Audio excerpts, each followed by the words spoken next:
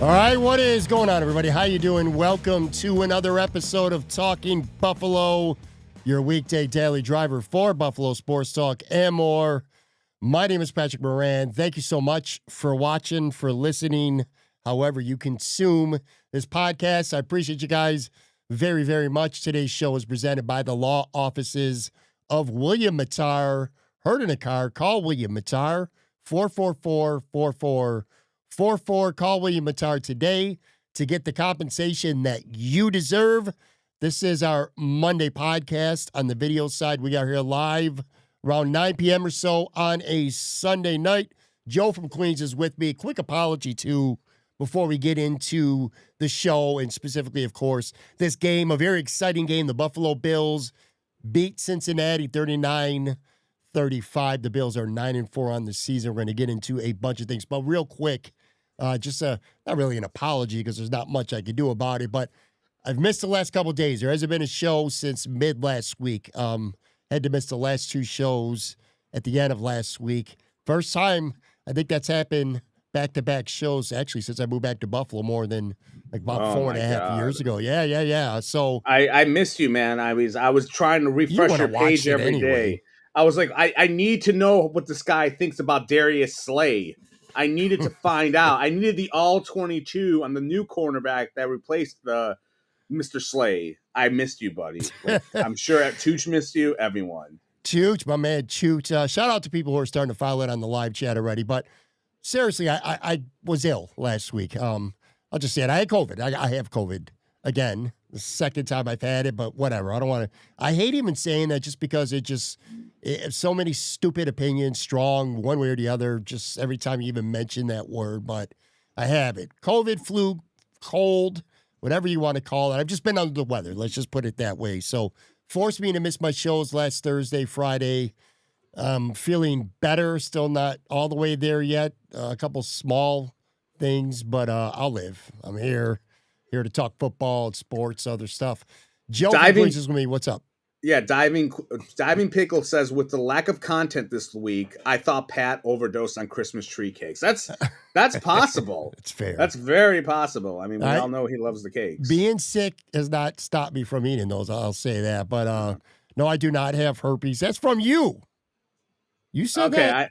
I said that. Yeah, I'm in the chat. I'm when you're talking too long, and I gotta wait forever to get my opinion out because you're just feeding me, and I'm under the lights, and you're just waiting to you're doing the Hogan pose like this and that, and I'm just like, I'm gonna go on the chat and talk to people while Pat's like doing his posing, and I'm under the lights or watching the lights. Anyways, go ahead. Yeah. Anyway, like I said, I just gradually started feeling shitty Wednesday, like midday, Thursday into Friday. By Friday, it just felt awful. I thought it was fine Saturday. I actually went to Wegmans with the wife and took a test and found out I had COVID. But anyway, almost symptom-free now, and shit's almost gone. So I feel better. I'll be fine. I'll live. Let's get into the show. Let's get into this game. What's going on, though, man? Besides that bullshit, man, how you doing? Just chilling out. I have my niece and her boyfriend in town visiting me from Buffalo, and they got lost before this podcast. They took the wrong train. Or they took the train the wrong way on the subway, and they ended up in Brooklyn, like an hour from here. So they had to take an Uber back. And they called me in a panic at like 8:30. And I had to walk them through it because I didn't want to miss the podcast, because then Pat would have killed me.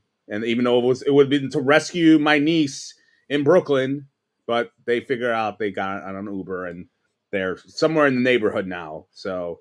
hooray. But yeah, other than that, I'm enjoying a beer. I opened my beer already because I just forgot that I'm not supposed to wait. But I'm having an other half. It's called Hot and Fresh Donuts. It's a double dry hoppy IPA. So there we go. I wish, there's days I honestly, I can't stand you.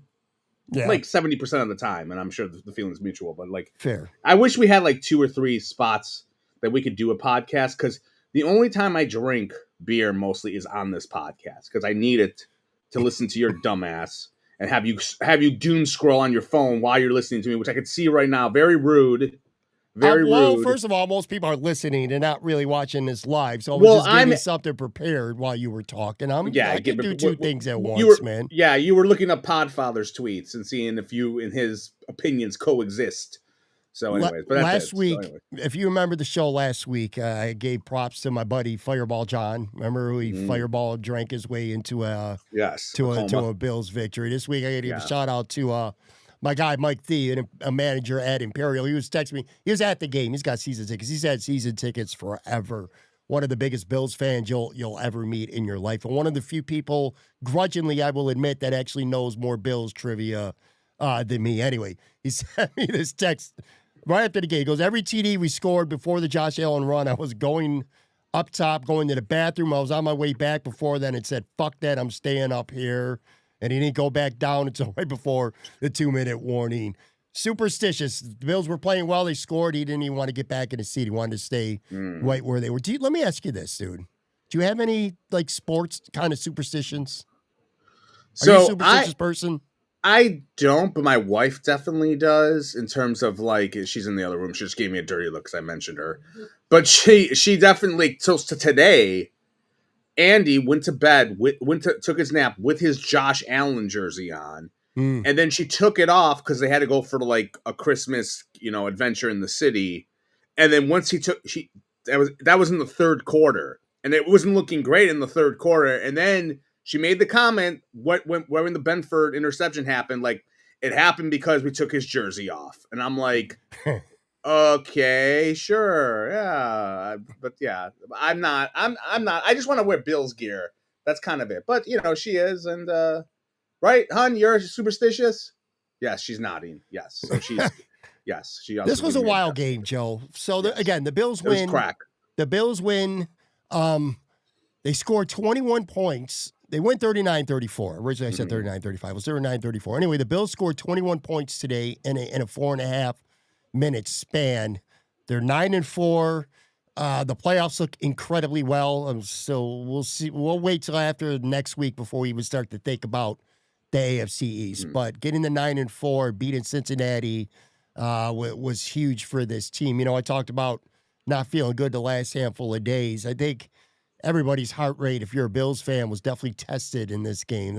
People's heart rates were up there. It's a crazy thing. We'll talk about this game specifically, but the Bills are 4-0 this year against Lamar Jackson, Patrick Mahomes, Baker Mayfield, and now Joe Burrow. When you go back and you look at the schedule before the season, and you're talking about these great quarterbacks that the Bills have to play, it's like, God, those are going to be really tough games, and they were. And there's the funny thing, though. Like, the defense really didn't play particularly well in any of those games. Well, kind of, sort of against KC. It was just Josh Allen outplaying them. So they beat him 4 great quarterbacks. Now, only if they can figure out how to beat, like the Davis Mills and the Michael Penixes of the world, this would be a different season. Where do you want to start today? I got notes and stuff like that, but whatever. I really don't care. You take advantage of me when I'm sick. Like, what's your primary talking point? Where do you want to start?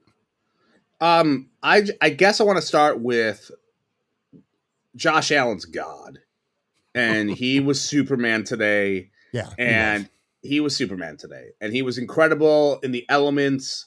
And, we talked about at times over the years how we would rather it be a decent climate for the Bills offense to make its magic. A dome. Like, we've talked about it, like for playoffs. Like, do you really want a game in Buffalo if it's snowing or rain? And, they haven't been great in those elements. Well, today the offense was great. And all of it was because of Josh Allen. I mean, it was a good game plan, even like with a lot of like bootlegs and play action, and props to Joe Brady. But Josh Allen just makes everything great.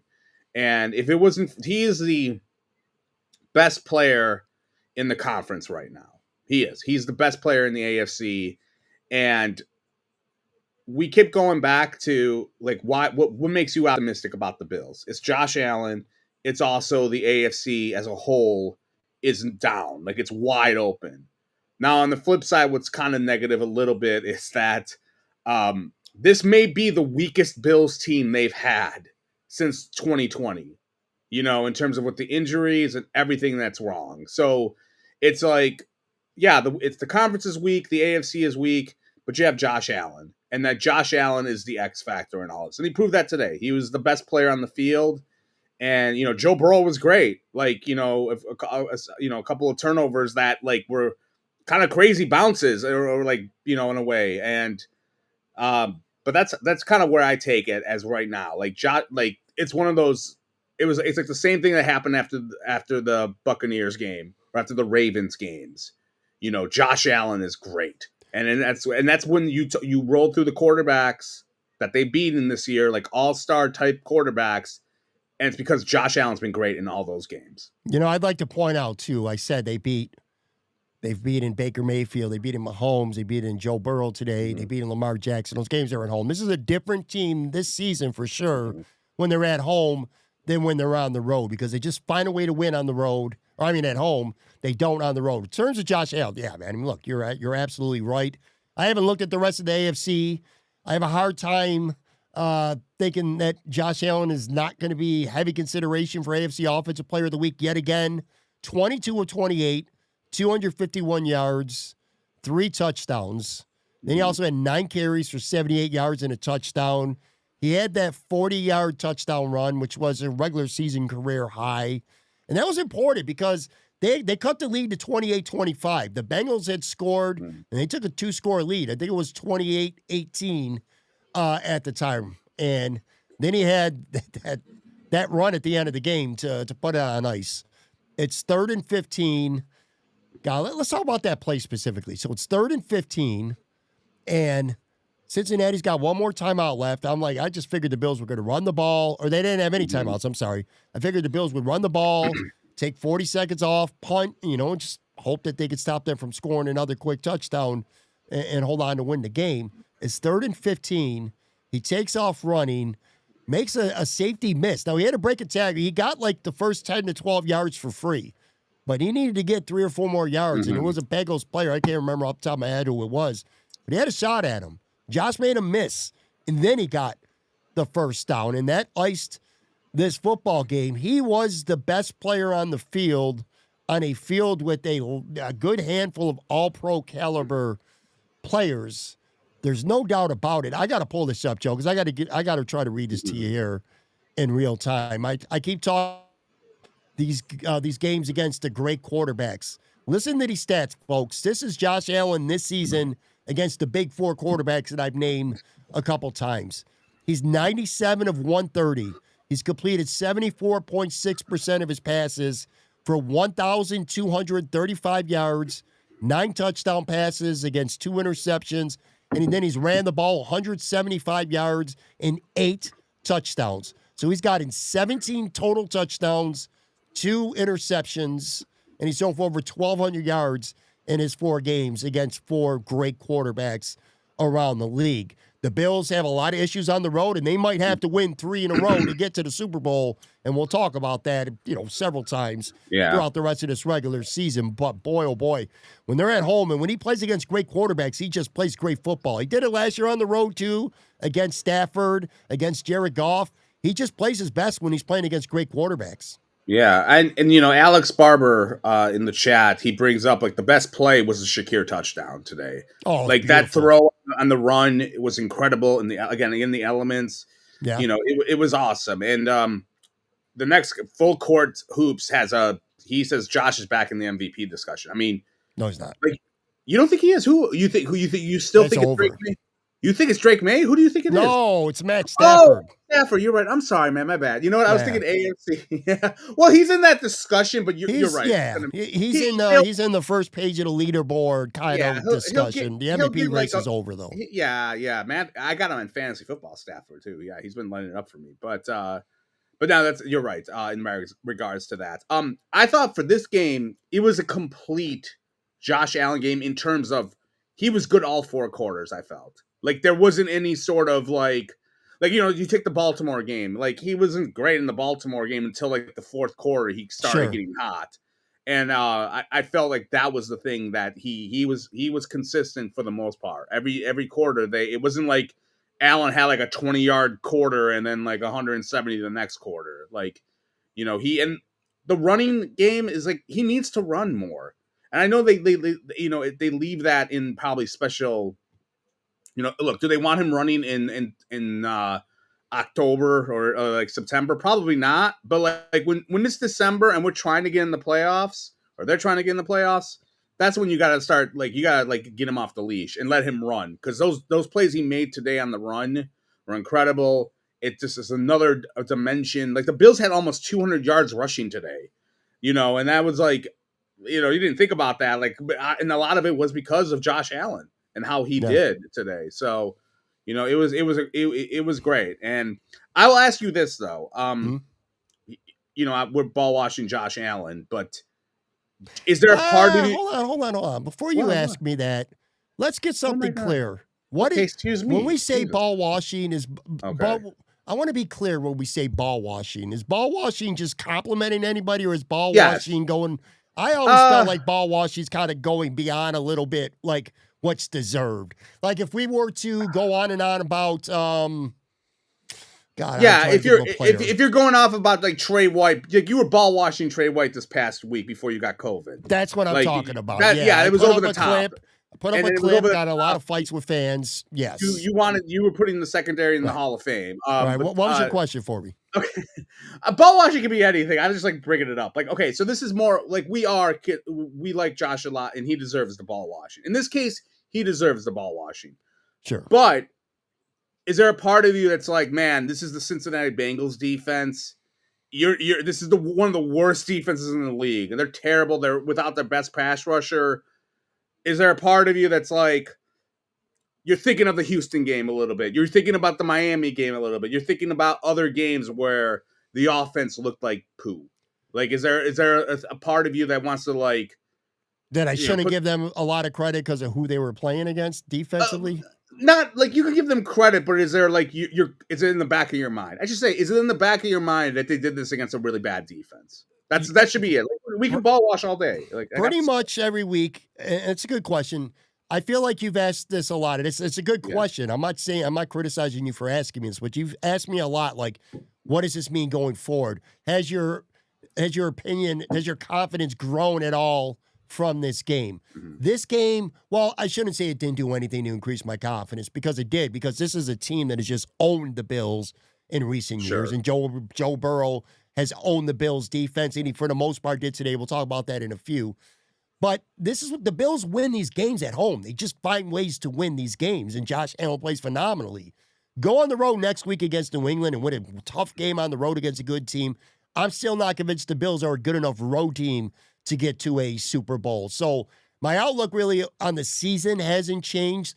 Today's big takeaway for me would be, it would take a disaster for the Bills to not make the playoffs. So they're already at 9 wins. Go beat the Jets at home. There's 10 right there. That's almost, I would say there's a 90% chance 10 wins is going to get you into the playoffs, maybe more than that. So even if you just win one game. And you should beat Cleveland. You should, exactly. So they'll be 11-6.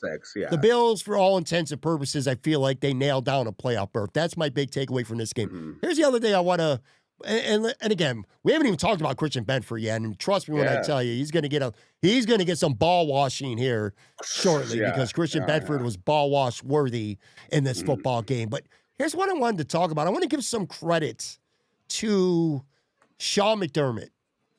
I think that's important, and I want to talk about this relatively early as well. This was an aggressive version of Sean McDermott. They went for it on 4th and goal from the 3-yard line in the 4th quarter, and I thought that was important. They also went for it earlier on 4th and 4 from, you want to talk about that Shakir play? Alex Barber in the live chat said that might have been the play. It wasn't the play of the game. It might have been Josh Allen's best play. I'm sorry. That's what he said. And you very well could be right. But anyway, it's 14-3, and it's 4th down and 4, and you're down. And again, you're already down 11.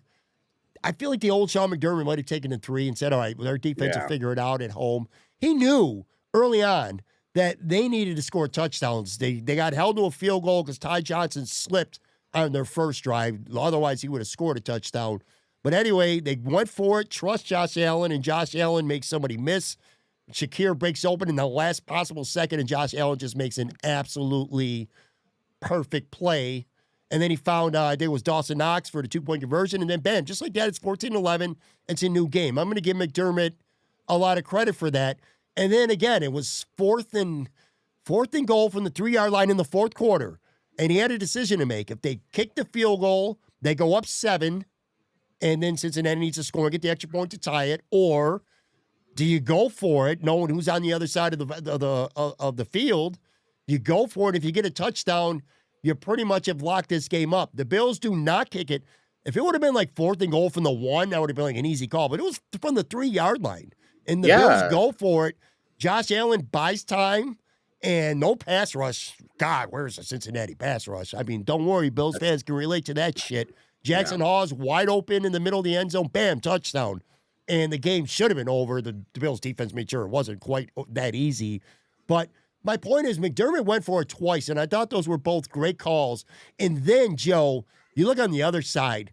If we were talking Cincinnati right now, I'd be losing my mind over the coaching that Cincinnati did near the end of this game. They're the ones who fell apart late in this game. You're down 2 scores.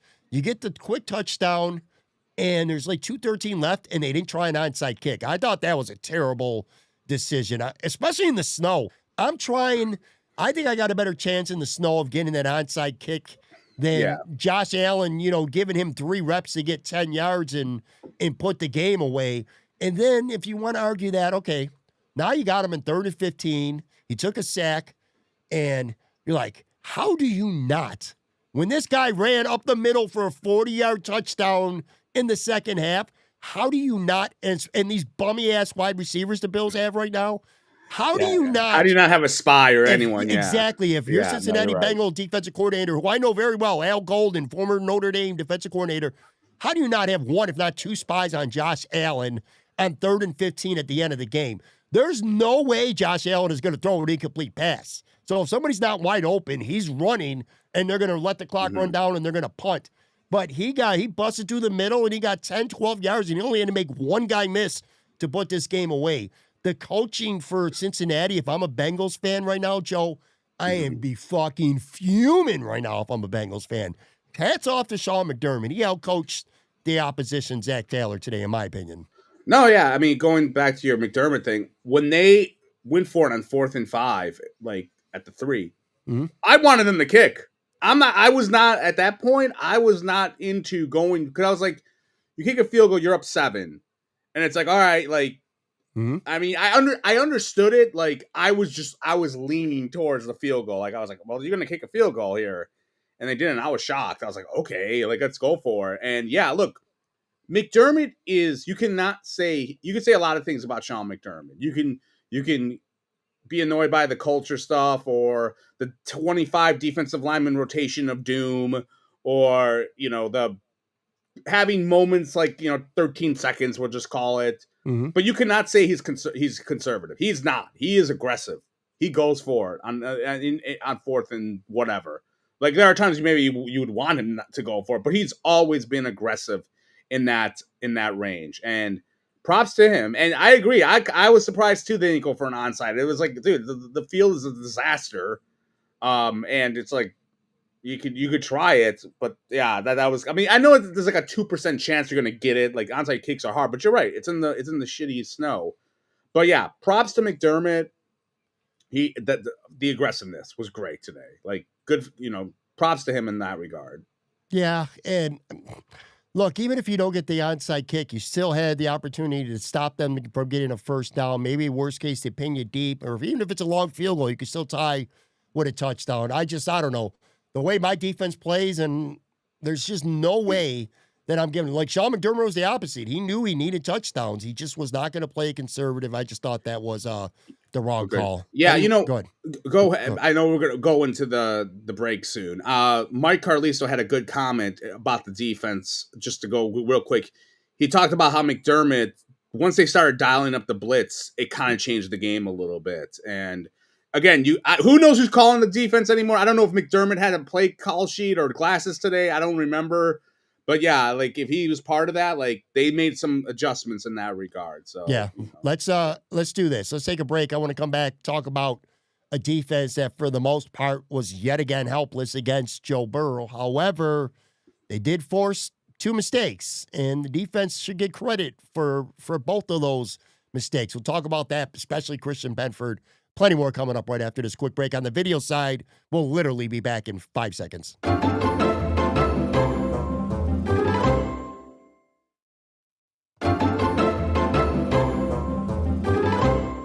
All right, back here on Talking Buffalo, presented by William Mattar. Heard in a car, call William Mattar, 444-4444.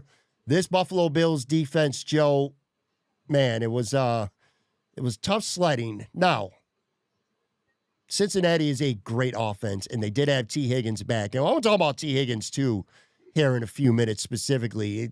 I don't know how he stayed on the field after hitting his head coming back from a concussion. That felt off to me. But anyway, Christian Benford, dude, play the game. You know, last week it was funny because you and I don't say we argued, we bickered a little bit, though. I said Joey Bosa's strip sack fumble, which Benford picked up, ran into the end zone, kind of turned the game around, and I said that was a top 3 play of the year, and you didn't really completely agree with me on that. I think we would both agree that this is not only a top 3 play, it's not number 3 either. This is probably the best single play of the season for the Bills. And let me kind of set the stage on this too, because it wasn't just a great play. It was a critical play in this football game. There's 5:25 left in the fourth quarter. So we're more than halfway through the fourth quarter. The Bengals got the ball. They're up 28-25. It's 1st and 10 from the Buffalo 33. And again, they're looking to score, and the Bills defense at this point hadn't really stopped them all day. They forced, I think, 1 punt at the time.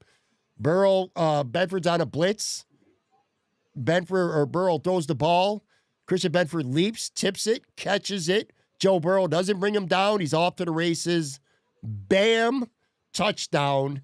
And now, just like that, the Bills have a lead. AJ Epenesa, we'll talk about him. That play in just a second, though. But that play also had a sack in this game. In fact, he's the only Bills player to have a sack in this game. He had a tackle for a loss. He was the AFC Defensive Player of the Week last week. He may be the AFC Defensive Player of the Week this week, too, because that was just a monumental play. And I saw, where was it? It was a next-gen stat. While you're talking, I'll look it up. But you want to talk about flipping the game?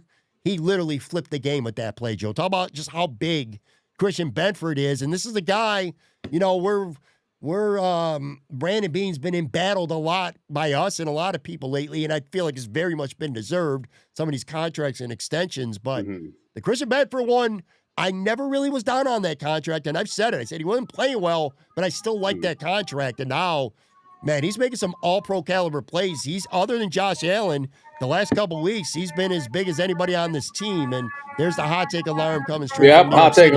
I'll take alarm. Yeah, to save your time, he allowed like 2 catches today on Chase. Benford did. No, not even. What was it, like 1? He allowed no catches. I was going to get to catches. that. Oh, I'm sorry. No catches on 2 targets. He lit on 16. It was the 2 targets that got me. He was on him for 16 pass reps. 2 targets, no catches. So Jamar Chase, arguably maybe the best receiver in the NFL. Christian Benford helped make him in large part a non-factor in this game. Go ahead. All right, thank you. Why don't you take a break? You were sick and you're like long-winded. Like, take a break. Let this be the Joe show for like 3 minutes. Yeah, Ben, you took all my steam, my heat. You always do that.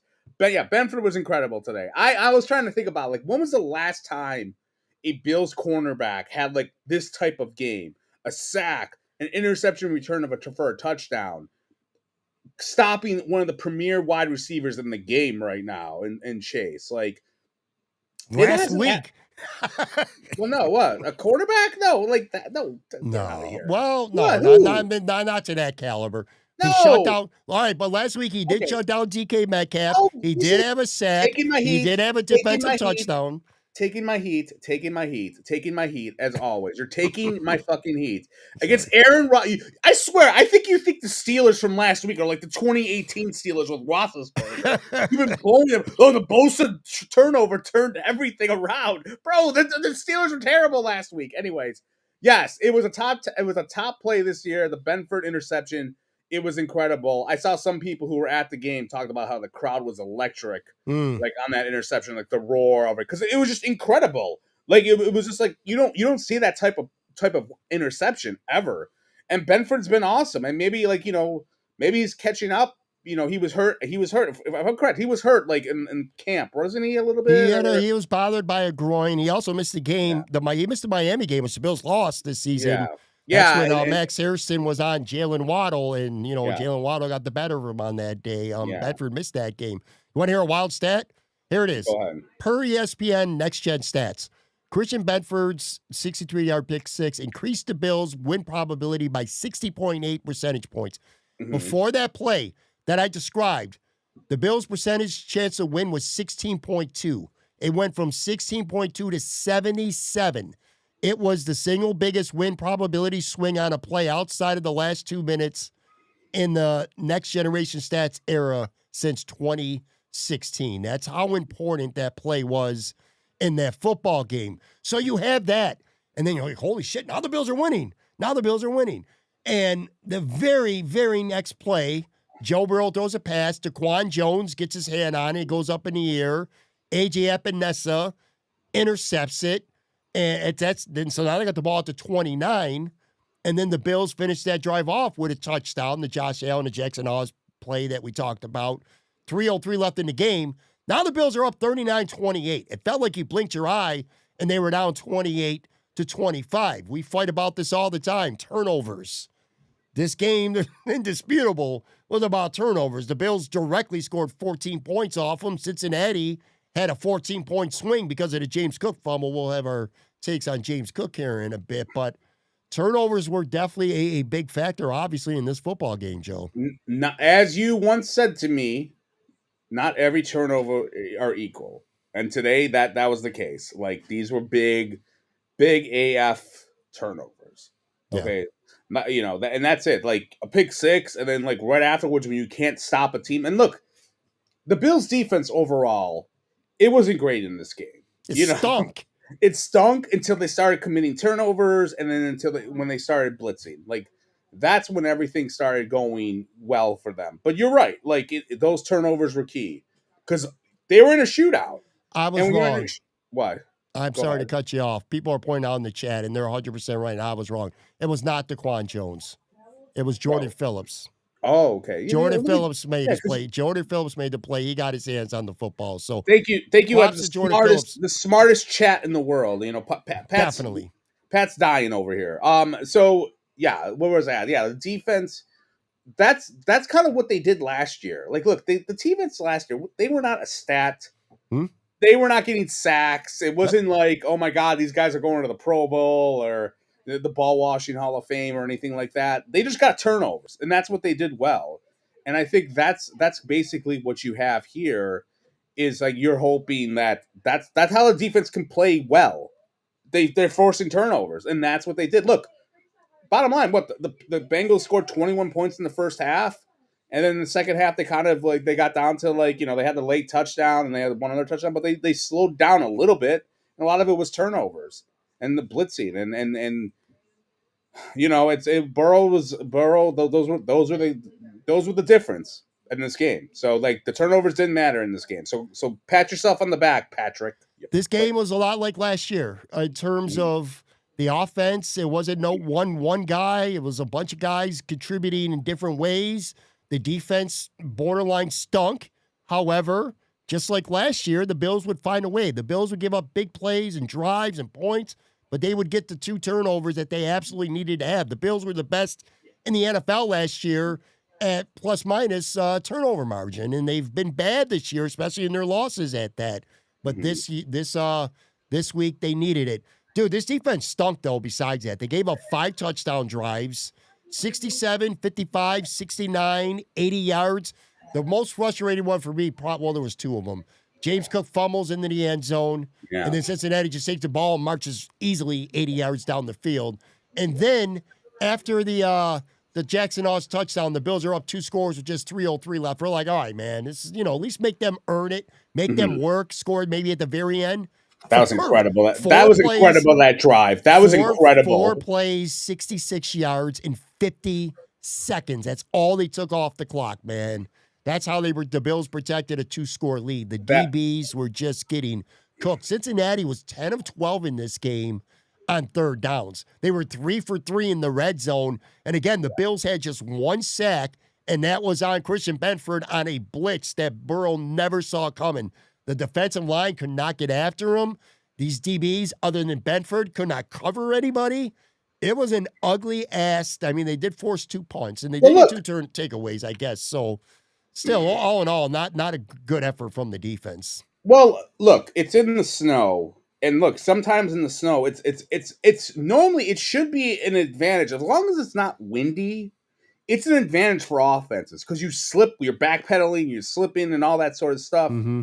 That's what I think in terms of when you have it's an advantage for the offense. So I want that to be clear. And obviously, look, I don't know what you're hoping for with this defense. This defense, I hate to say injuries are an excuse, but they kind of are. Like I don't even know who's on their defense.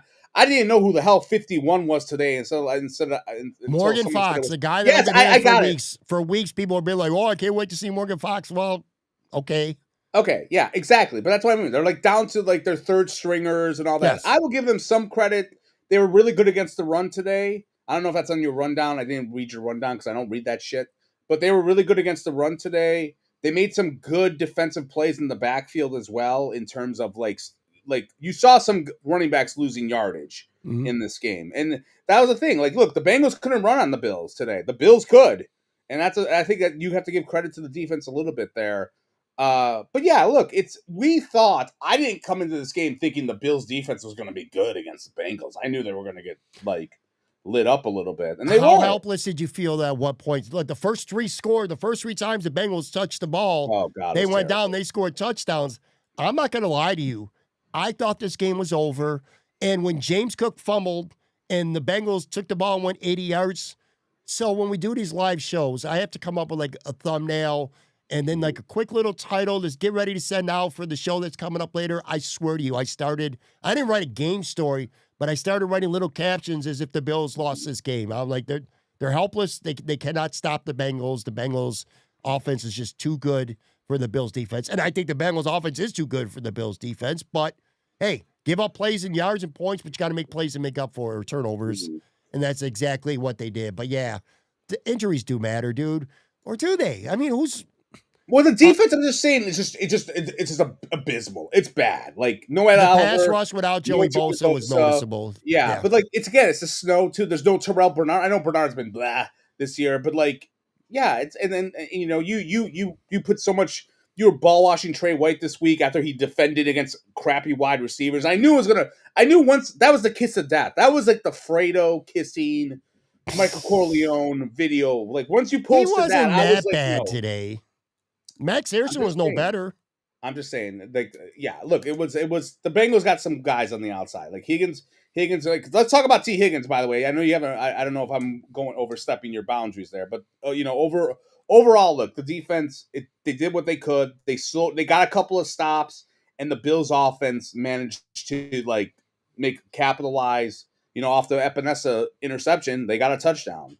So, mazel tov. So sure. I mean, yeah, look, the defense, you should always grade on who you're playing against. I mean, they did have a stop. Benford had a sack late in the second quarter, which, the Bengals had the ball and a chance to score before the half. So, sure. Were a couple guys on the defense, not counting Benford, obviously. He was fantastic. But it's funny, two guys on this defense. If you said not counting Benford, who'd you really like the most on this defense today? Shaq Thompson for sure is one, and he ain't coming off this field again. Sean McDermott would be out of his ever-loving mind if Terrell Bernard could play next week. Okay, see on dime defense or whatever. You're not playing that much. He should not be playing that Mike linebacker in the Bills defense anymore. Right now, not this season. It's Shaq Thompson. It's about winning right now. Shaq Thompson is a better linebacker than Terrell Bernard. Period. End of story. That's it. The other one, Jordan Poyer. I feel like we talked about him a little bit last week. He was solid again today. I mean, he's not perfect by any means, but he's physical. He had a couple nice run stuffs near the line of scrimmage. He's not getting decimated by any means in the passing game.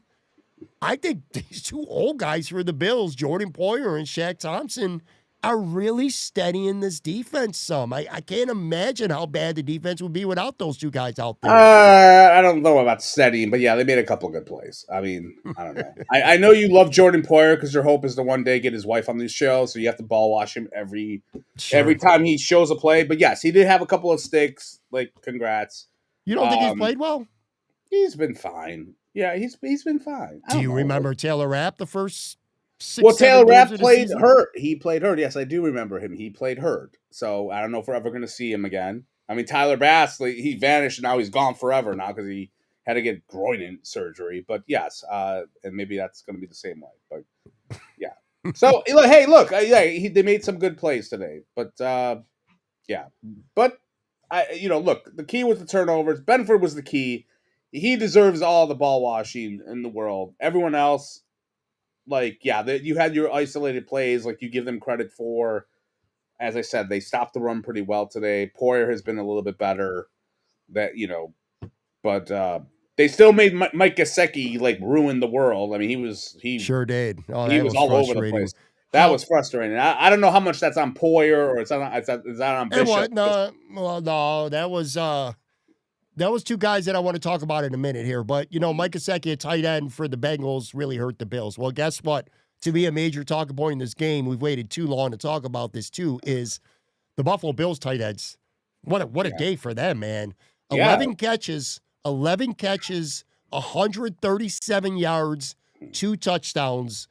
The Bengals by far had the worst defense in the NFL coming into this game against tight ends, and I was really horrified that Joe Brady would try to get too cute and say, well, that would be too obvious. We're not going to go there. We'll beat you in other ways. No, they went after their weakness a lot, and it worked. Dawson Knox, Kincaid was back, and he had 4 catches for 41 yards and a touchdown, so it's not like he didn't do anything. He had a good game. But Dawson Knox was a focal point in this offense in this game. He had 6 catches for 93 yards in this game, man. The tight ends were the biggest part of the Bills' passing game. Not even close. The Bills' wide receivers had 7 catches for 69 yards. And again, the tight ends, 11 for 137. Dawson, this was a Dawson Knox step-up game. You know what I mean? At least for one week anyway. It's a great week to feel good about Dawson Knox. Go ball wash Dawson. Now, what do you got to say about that? I got to give Dawson credit. I've been one of Dawson's hardest critics forever. But yeah, today was a great game for him and the tight ends in general. I mean, the wide receivers didn't do anything today by comparison. Like it was all about the tight ends, as you said. And I think going forward, if we talk about big picture, down the road, I'm at the point, look, I am looking for any sort of passing game. If you want to be, and I've talked about this, if you want to be the 2011, 2012 Patriots with Aaron Hernandez and Gronk, where it's you're just going to give the ball to your tight ends, play 2 tight end offense, and have those guys going down the field and running routes. If they want to do that, and obviously I know Kincaid and Knox are not the same caliber as those guys are, but I get your point. You get my point. Hey, if you want to make them into the focal point of the passing game, I'm not going to object to that because it's no one else. I don't know who's past Shakir. It's not great, Bob. And then Shakir had he had a touchdown. It was a great throw from Allen and all that sort of stuff. So, but I'm all for doing that in terms of getting the tight ends involved. I think they have to, Joe. This is not going to be an offense. We're in week 14 now. The wide receivers are not going to magically transform into a good unit. It's not a good unit. It's one of the weaker units in the NFL. Keon Coleman is not going to become a good route runner. Khalil Shakir, we know what he does, and we know what he does in this offense, and it's fine for this offense. Tyrell Shavers is not going to have a lot of big games. Gabe Davis will have a play or two. He's not going to have a lot of big games. These guys, it's not a good unit. The key to success for the Bills is going to be throwing to the tight ends. It's going to be throwing to the running backs more, which, by the way, over the last couple of weeks, the Bills have been throwing the ball a lot more to James Cook and Ty Johnson, and I absolutely love that. I do think, and today was kind of evidence here against Cincinnati, this Bills offense could thrive without the wide receivers being a big part of the passing game. They're the supporting actor. I feel like the tight ends on this team at this point are the lead actor if this offense was a movie. You know what I'm saying? Sure. No, I agree with that. But then again, you're going against the Bengals defense.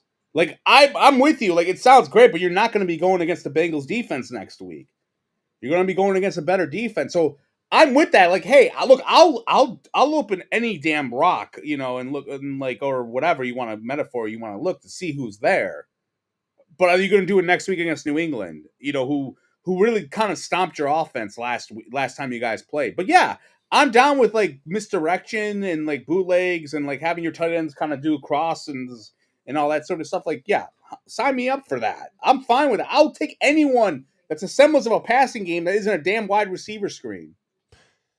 I feel like with this offense right now, it is built to play these kind of games where if they're winning or if they're close and they could stay two-dimensional, they have the ability to just score and be good on anybody.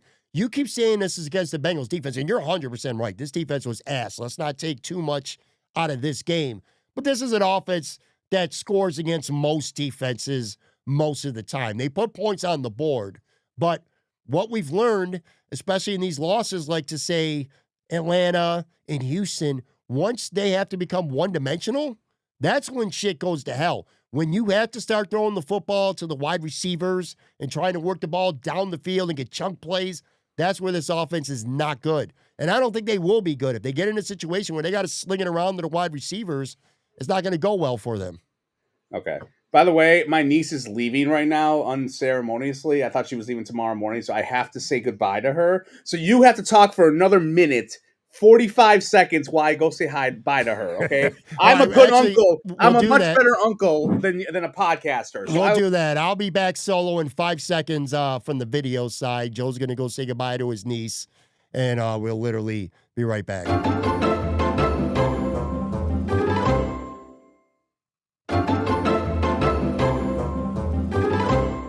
All right, back here talking Buffalo. I want to go over a couple of duds from this football game. And look, at the end of the day, if you would have told me the Bills were going to win this game by 1 point, by 2 touchdowns, and I did pick against the Bills. In fact, I'm 0-4 this year when I'm picking against the Bills. I would just be glad to get a victory any way, shape, or form, whether it was because the Bills play great offense or defense. So getting the W is all that matters. The Bills are 9-4.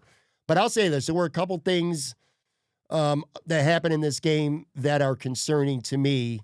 The biggest one, and I'll get Joe's take when he's back from this as well. He's back here now. James Cook, Joe. I was just about to talk about James Cook. Statistically, he had 80 yards rushing. He had a couple good runs. Had a nice run after a catch.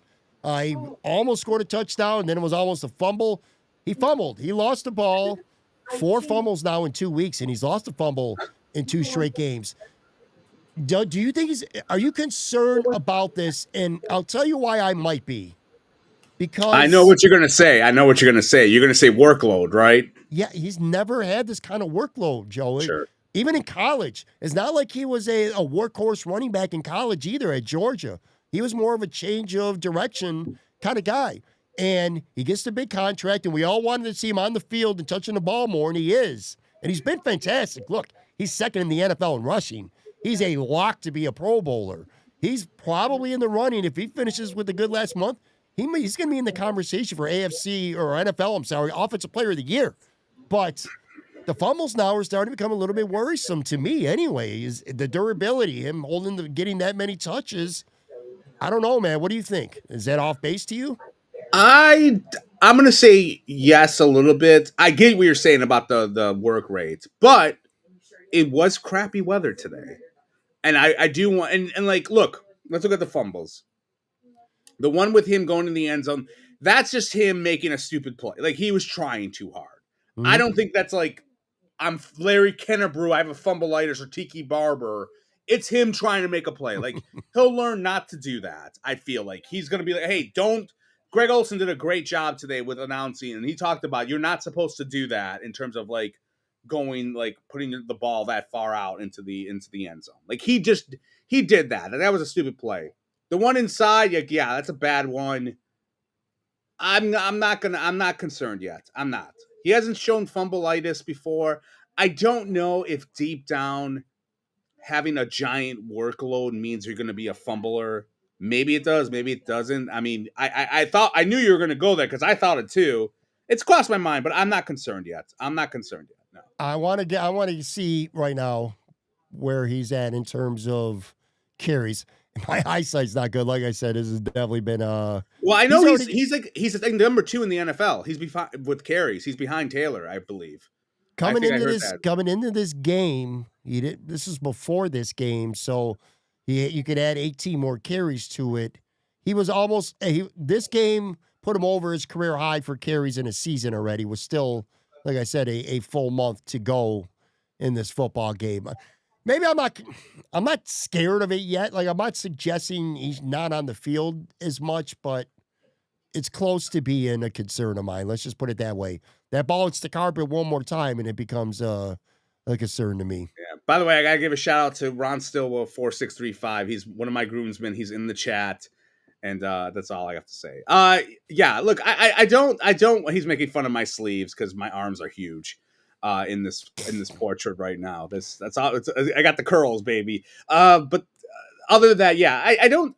He does have a workload. I'm not going there yet. I'm fine. Like you can't. And look, I'll give credit to Sean McDermott in the evolution of coach over here. Remember when people used to fumble and he would bench you forever? Yeah, didn't do that. Didn't do that today. No.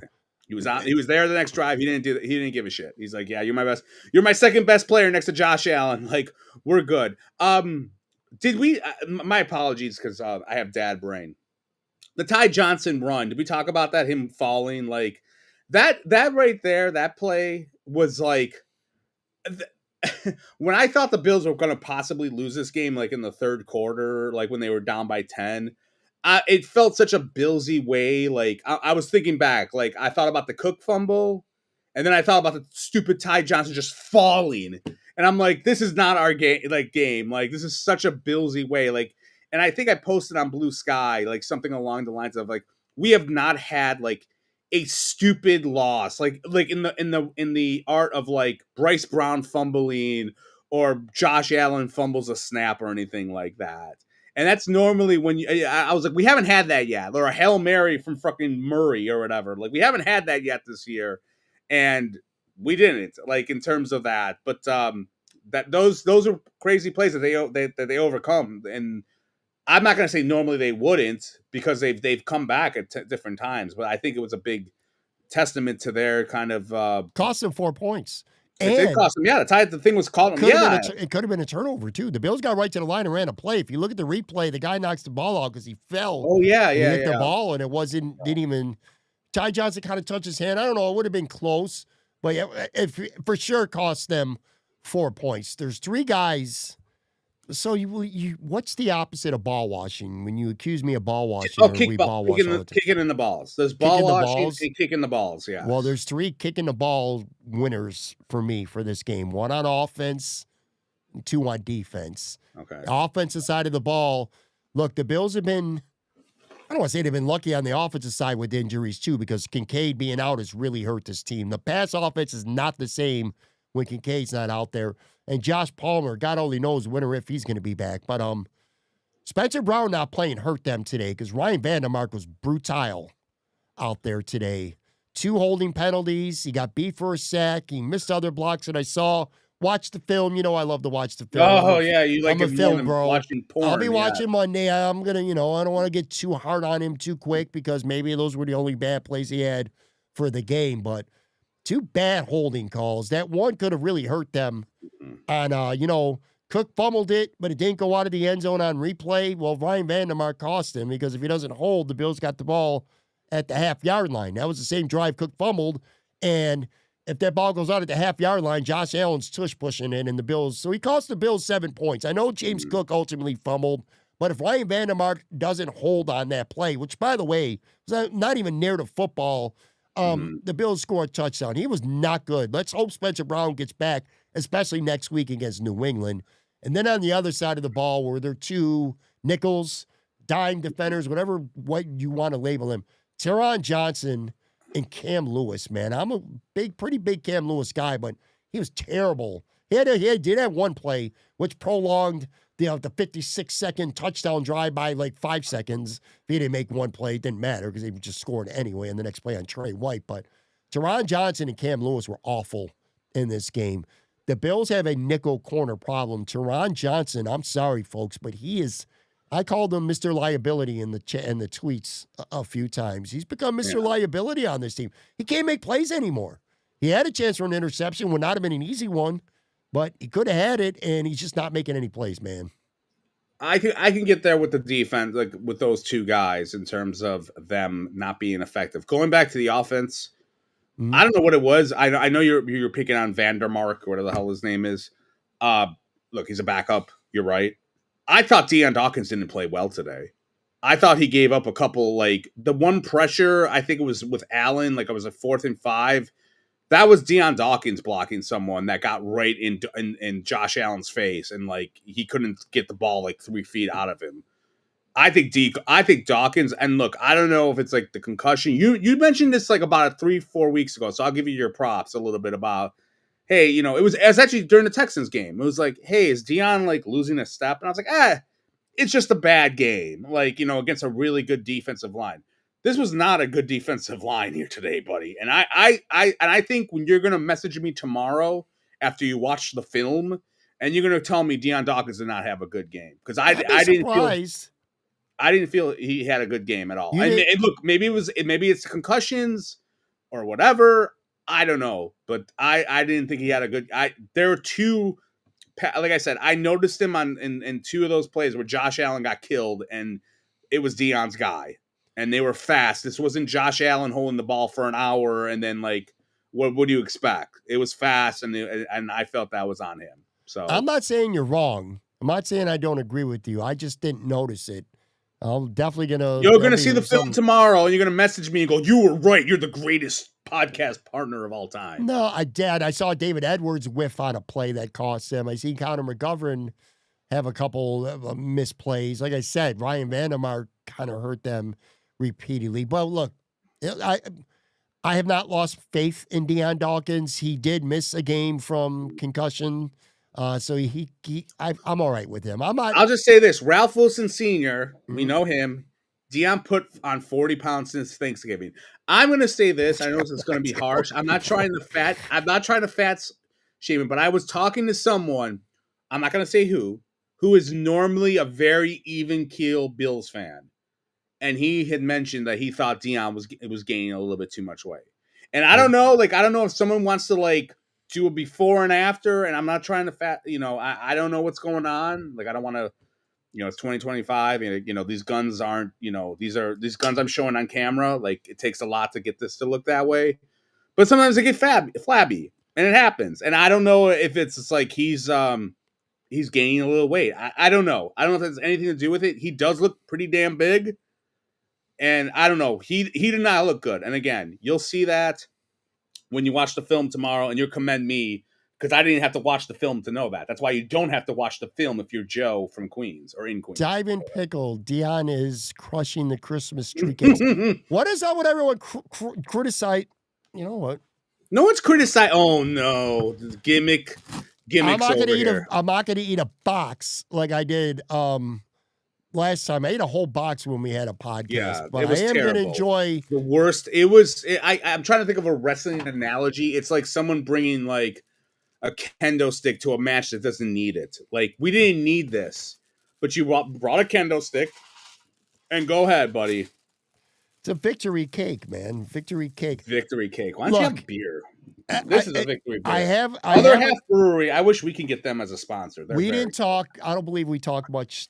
We talked, but we talked about the things that you and I usually talk about.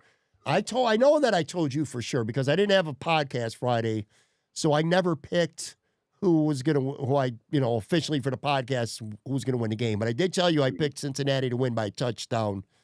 Who did you pick to win this game? Well, there was Twitter or Blue Cry, wherever you posted. Did you post a prediction for this game? I did, but I was going to be a troll. I posted 24-24. It's going to be a tie. I feel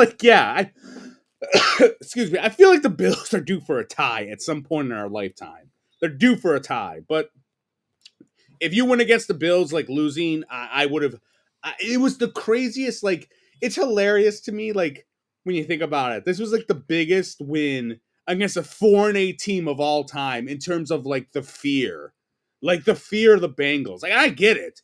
Like, look, they should be better than the record. Burrow destroyed his toe or whatever, and they have the history. But like, it's funny if you're like some schmuck who doesn't like follow the Bills, and you go what, and you're coming on a Talking Buffalo from freaking Albuquerque, and you're like, these guys are like acting like this is like a huge win. Like you beat a 4-8 team, but like again, it's the history, it's the Joe Burrow thing.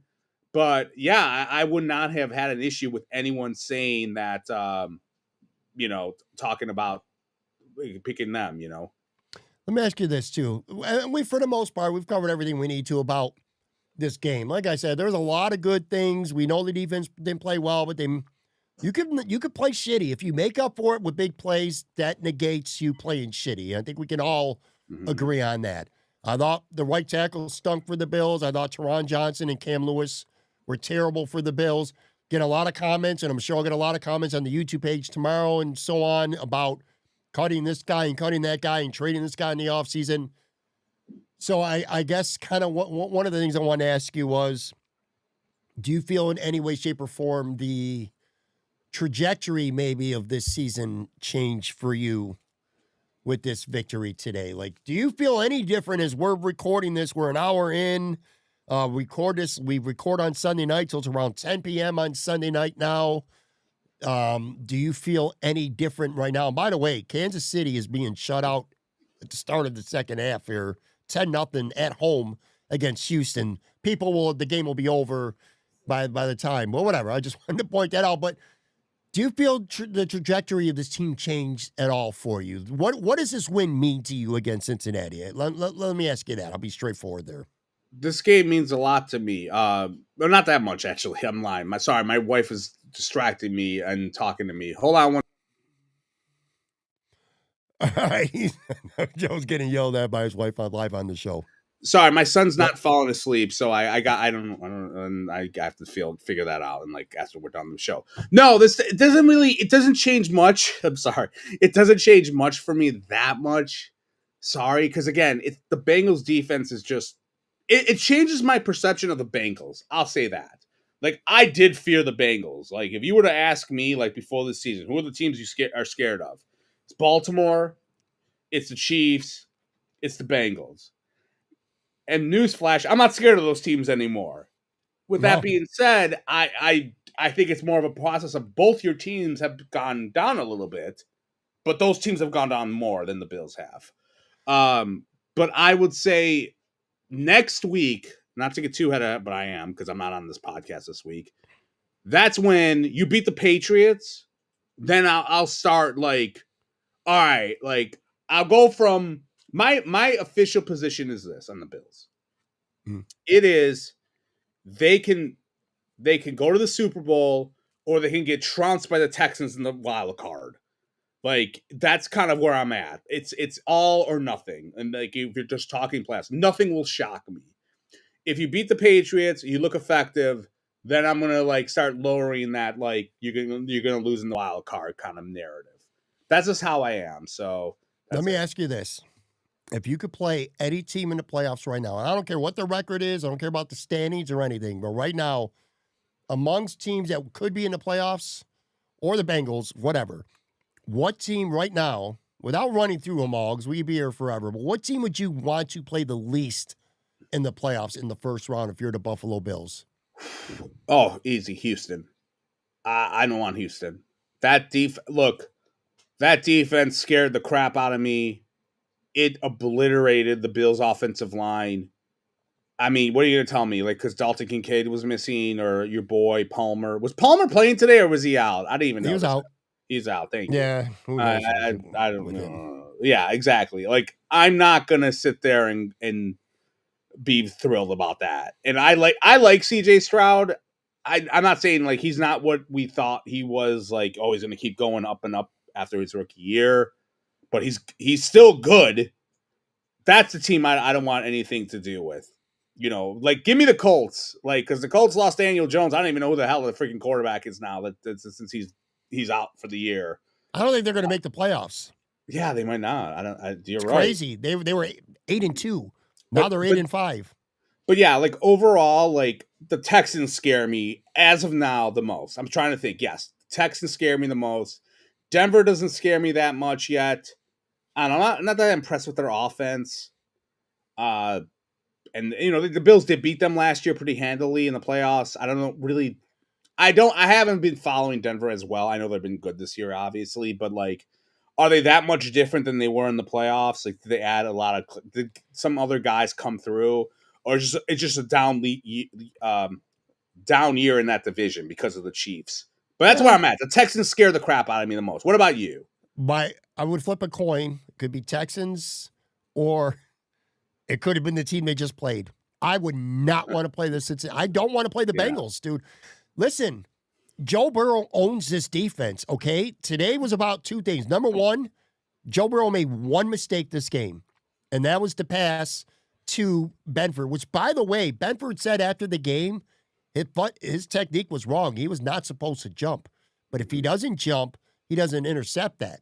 And if he doesn't intercept that, I'm going to have to see the film, but it did not look – they read that. That was a hot read to Chase. He gets the ball. That could have been a big play for Cincinnati. But anyway, that's one mistake. You can put that on Burrow. That's a mistake on him. The other one was just an unlucky deflection at the line of scrimmage. The Bengals absolutely were not for one bad play and one fluky play. The Bengals are putting up 45 on the Bills in this game. I feel like they'll put up 40 or 45 next time they play them too. They cannot stop Joe Burrow in this offense. They just can't stop them. But you know what? In those games before, they stopped Josh Allen, and they couldn't stop Josh Allen today. So that's why I'm like, give me Josh Allen I'll take Josh Allen against Burrow and go, okay, let's go toe to toe. But I don't know how they're going to make the playoffs. I mean, I know they're 2 games out of the division. I don't know. Oh, that's their 9th loss.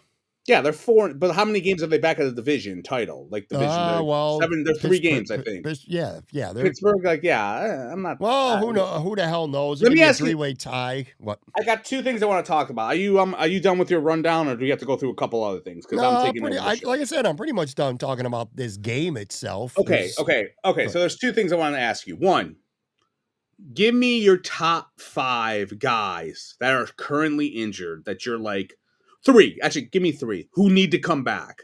Like you're like, man, yeah, these guys, because that's the thing. Like their injuries and I'm not talking Ed Oliver. Obviously, he's dead or he's out for the season, or he's not really out. He might come back. No, you're right. He might come back. He might come back for the playoffs. I got you. Yeah. Okay. But who is the guys right now that can come back the regular season? Because I don't know when he's coming back if he can't come back. Are you like, man, they need this guy back? Like, who are your top 3? Spencer Brown.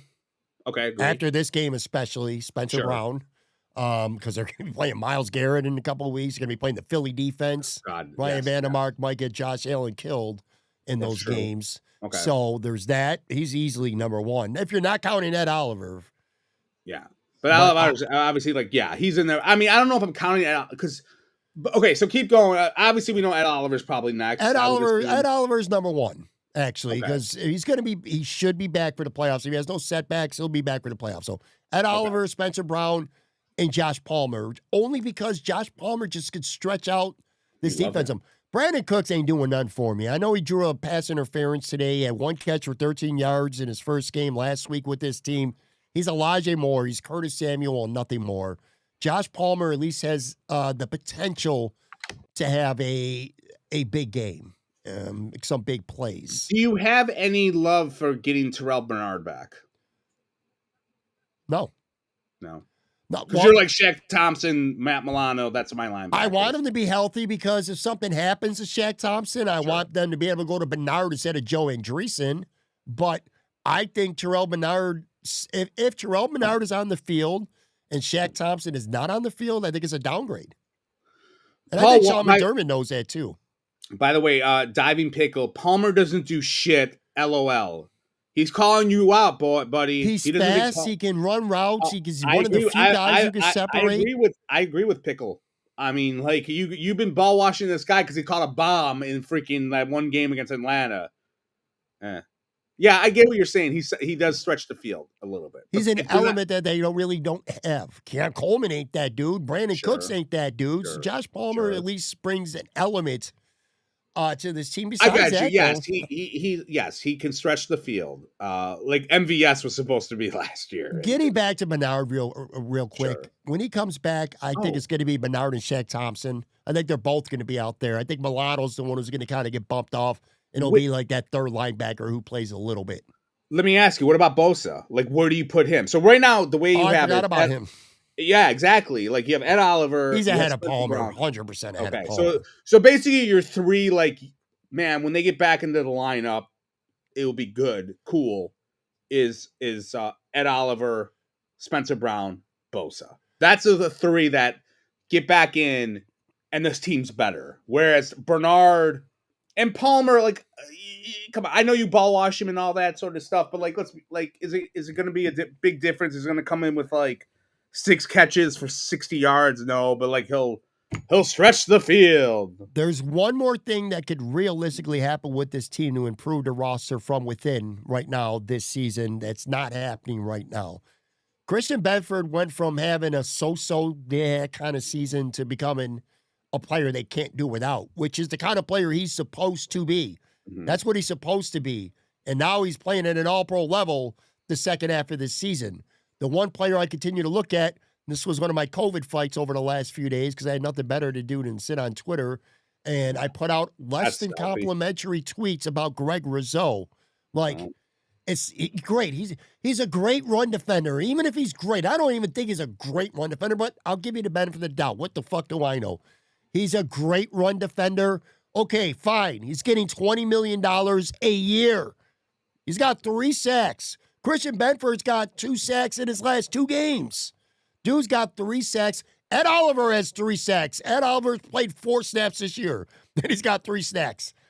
I need Greg Rizzo to start to step up, just like Christian Benford has started to step up. If Greg Rizzo steps up, then they get Joey Bosa back, which, by the way, actually, I didn't get to do a show because I was sick. But I think I actually might have tweeted out. I heard that you're not going to see Joey Bosa before Christmas. And I heard that before the injury report even came out on Thursday. Sources.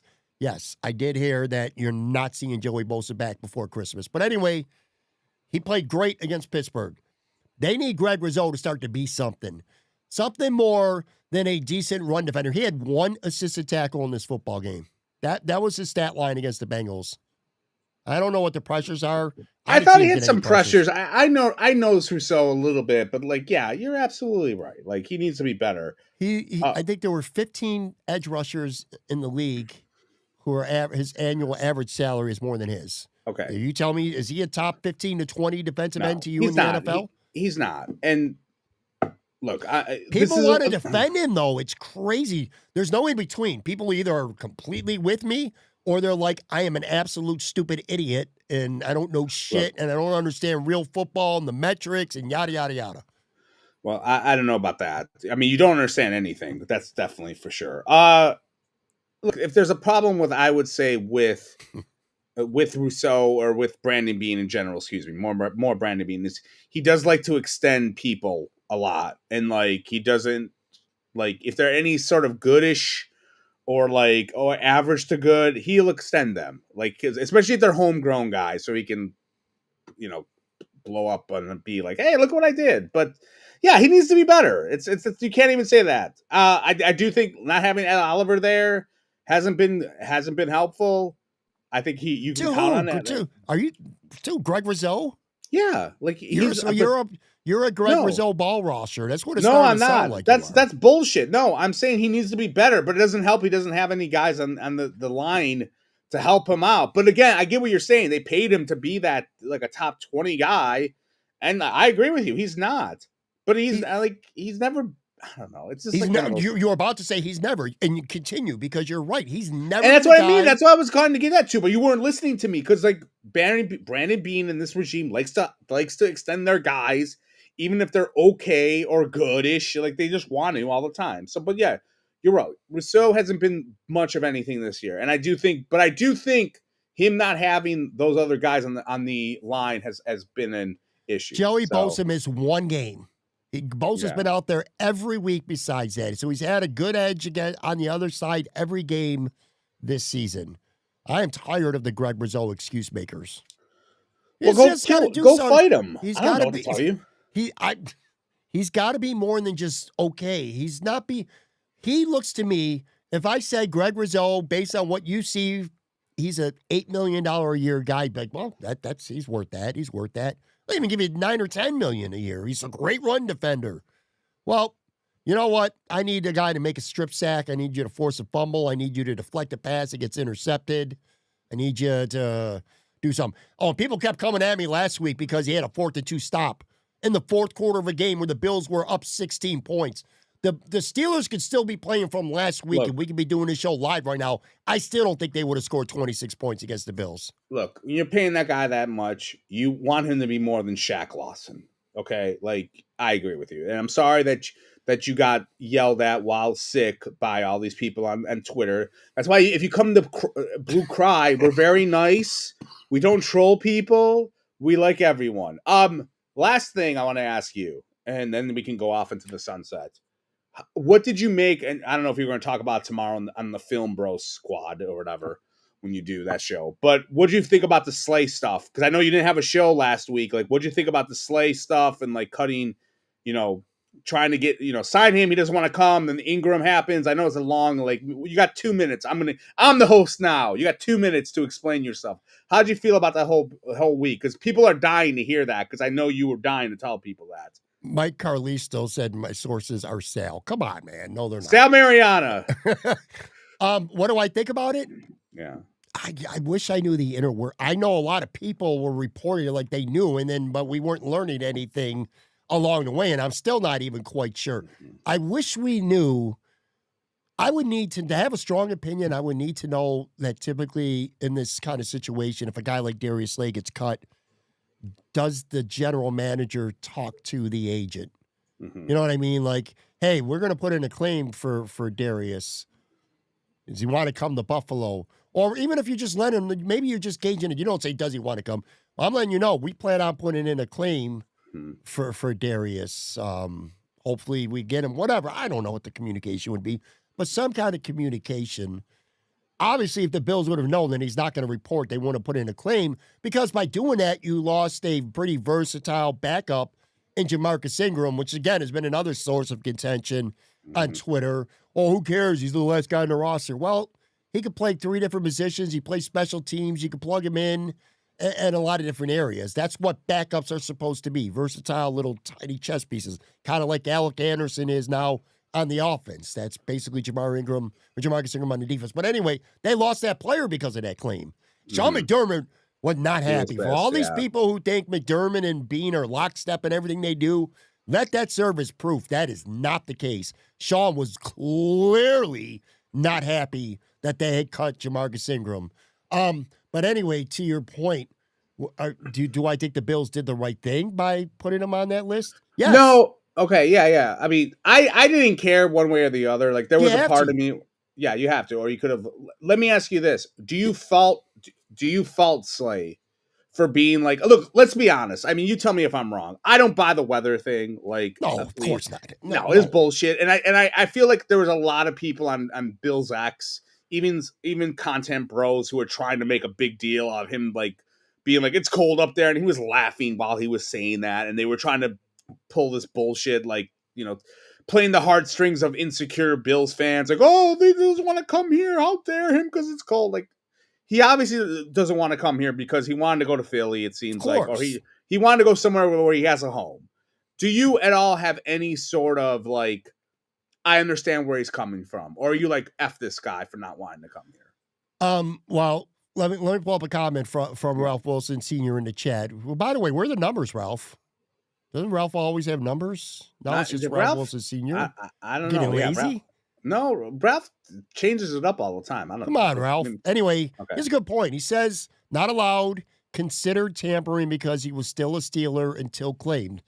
I believe that. I guess my question would be, you're also not allowed to talk to free agents before 12:01 p.m. on Monday, yet 2 minutes later, they've already got contracts. Yeah, and that's the thing. Look, so tampering can happen. Knock, wink, tampering happens. Yes, tampering happens. Right. And, so, yeah, and I agree with that. And, look, when he got cut, everyone and their mother on like Bills on Twitter was like, "Oh, he's going to Philly. Like he wants to go to Philly." Like so, like yeah, they could have like done that. But like, I guess my question to you is: do you blame him for not wanting to come here, or do you understand his logic?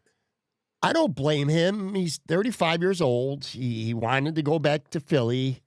I don't blame him for not wanting to come here. However, rules are rules, and there's a reason why. And this is where a lot of people are like, oh, the Bills are fucking them. The Bills are doing the right thing, and here's why I think they're doing the right thing. If the Bills let him win and get his way, which by the way, they still might. They still might. They might end up ultimately deciding to just freaking cut him, and then he ends up with Philly, which I think absolutely would happen. But let's just say the Bills give him his way. You're setting precedents. Now, shitty teams, they got nothing to play for. The trade deadline's passed, and they got vested veterans who are old, like Calais Campbell for Arizona, for an example. He's not a kind of player you cut, but Arizona's going nowhere. Maybe they could save $1.5 million over the last month of the season. They cut him, and he gets to pick what team he wants to go to. That's free agency, basically, in week 14 of the NFL season. You can't let players dictate where they want to go play in week 14 once the trade deadline has passed. So if you let Darius Slay say, oh, I don't want, and Buffalo's a good team. Imagine if like Cleveland or somebody picked him. Well, he wanted to go to Philly. Do I blame him? No, I don't blame him. Do I blame the Bills for saying, well, you ain't going to Philly? We claimed you. We gave up a player to get you. No, I don't blame the Bills either. In fact, I think the Bills did the right thing here because, again, the league is setting up. I bet you other teams are really happy that the Bills aren't letting him go because, again, you're basically making the late season free agency from shit teams with old players, and guys want to get, teams want to save some cap space. They want to get rid of some money at the end of the year. They want to do the player a solid because, hey, you came to us. We thought we were going to be a contender. You're a good player. You've done right by us. We're going to let you go find a good team to play for. Go win yourself a Super Bowl. You can't let team players do that. I would really love to know, and all what you said, my apologies, all what you said is logical. I probably would have let him go, but you're right. You are right in the grand scheme of things. And to be honest, this is old news. I wanted to ask because I felt like you didn't have your say last week, and everyone's going to forget about it tomorrow because the Bills had a great game today. I would really like to go back to the lockstep with Brandon Beane and McDermott because, as you said, like McDermott was not happy in that presser. I really want to know, like, did McDermott like walk in and say, "I want this Slay guy. Like, why don't we just get him?" And like, I'm gonna and like, okay, we claimed him, and they asked him like, "Who do you want to cut?" And he said, "I'm cutting Ingram."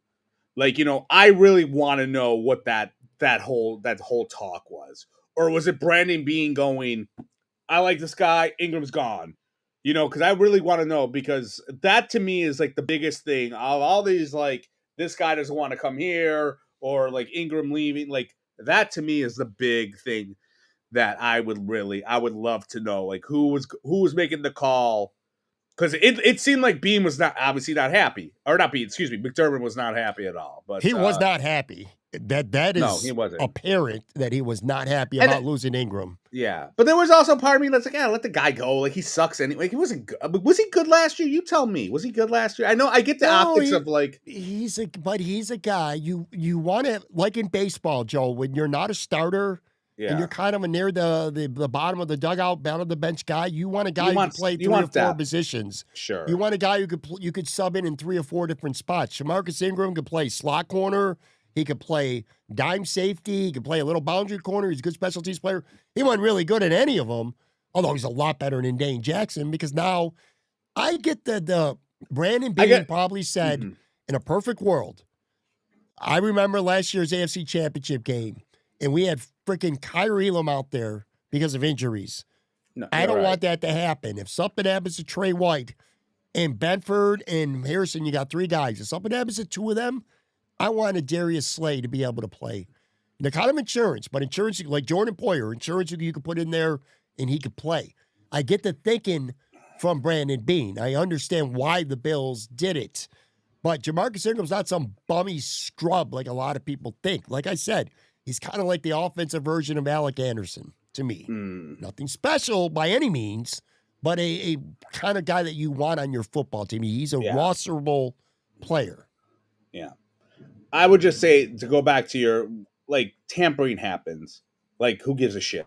Like, yes, like, I'm not, like, any guy can read the rules of tampering. You can't tamper. Like, give me a break. Like, you have a relationship with Drew Rosenhaus. And like I said, when he got cut, it was on Twitter. It was reporters were speculating he's going to Philly. And in my opinion, like, it seemed like they had probably an inside thing going on where he probably wanted to get cut. And he was I'm like, sure hey, he cut told me. people. I'm sure he told people he was going to clear waivers and sign with Philly. He probably expected to clear waivers. Or he's like, he asked them, like, the Pittsburgh, like, it was maybe a mutual, like, parting of them. Yeah, it was.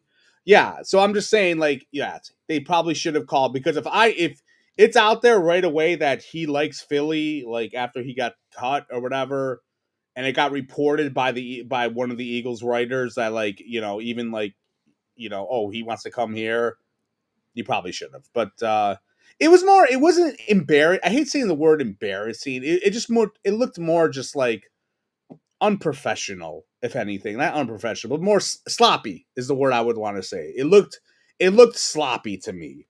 You know what I mean with all of that? Because I get it. Like, look, you're right. Like, you're ball washing Ingram. I get what you're saying. Like, Ingram had some of these qualities, and I'm like, well, he was a healthy scratch a few times this year. So what the hell am I, like? What do I care about? Injuries had something to do with that, though, because they kept having to elevate. They were suffering a lot of injuries. He's the kind of guy you want active on game day because, again, he could just he's kind of like Cam Lewis in a way. You know what I mean? Right. But Cam Lewis is a more established player on this team. I'm not mad about losing Ingram, and I'm honestly more interesting to me than Slay in losing him. And when you beat a team like the Bengals, I don't want to get ahead of ourselves here, but I think an offseason narrative is going to be, and this is something I hate to give you credit for anything ever, but you've been talking about this for a while. I'm not sure that the lockstep perception of Brandon Beane and Sean McDermott is completely accurate, and I feel like they were not on the same page about this. To me, it does show that, and I'm speculating admittedly right here, to a point anyway, I think this was not a Beane and McDermott call. I think the perception is Sean McDermott has a big say in everything that happens. I'm not sure I buy that. I think when it comes to some personnel stuff, to me, this was 100% Brandon Beane making this decision. And I think by what Sean McDermott's reaction was after losing Ingram, I think that kind of paints that picture that this was a Brandon Beane decision, and this was not a Brandon Beane and Sean McDermott decision. So that, to me, going into this offseason, some potential rift, maybe a little bit, something going on that maybe we're not privy to between these guys. Maybe they're, like I said, maybe they're not so lockstep like we think they are. Yeah, I agree with that.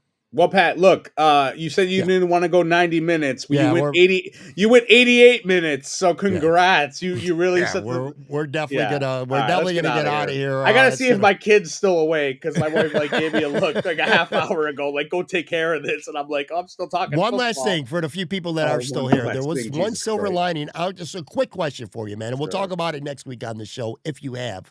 But there was one silver lining from being sick the last 4 or 5 days, where I've just literally been in bed or on the couch, watching nothing but TV. Did not watch Christmas movies. Did not watch new stuff. Have you ever watched Parks and Rec when it was on? Oh yeah, it was one of the shows me and my wife. Yeah, I love Ron Swanson. I have an ornament of Ron Swanson on my tree, and he's the man. I re-binged it. I watched 125 episodes. I did the math. It was 48 and a half hours worth of TV, just Parks and Rec, that I watched over the course of about 4.5 days. I re-binged the entire series over this past week when I've been sick. All-time sitcom. We'll talk about it more next week, though. Like what we No, we won't. We haven't even talked about Cobra Kai yet. Or we watched Stranger Things last week. I enjoyed that season, but we'll never talk about that either, because Pat likes terrible things from 10 years ago that were cool. You're a classic boomer Buffalonian. You're like 20 years like behind the times. You're talking about Parks and Recs. You can't do anything else. It's pathetic. Anyway, let's wrap this up. Yeah, we're gonna wrap this up. Tomorrow is definitely film day for Film the podcast. Bros. Matt Warren will join me midweek. The film at Moran Studio watching. I can't wait for that. That'll be tomorrow. I might have a guest with me tomorrow too. Matt Warren will be with me for sure. Wednesday, maybe I'll have Joe. hot take alarm. It's not even a hot take here. Maybe I'll steal you for an episode later this week where we could talk about something other than a game review. All right, guys. Appreciate you very much. Be back. Brand new show coming at you tomorrow.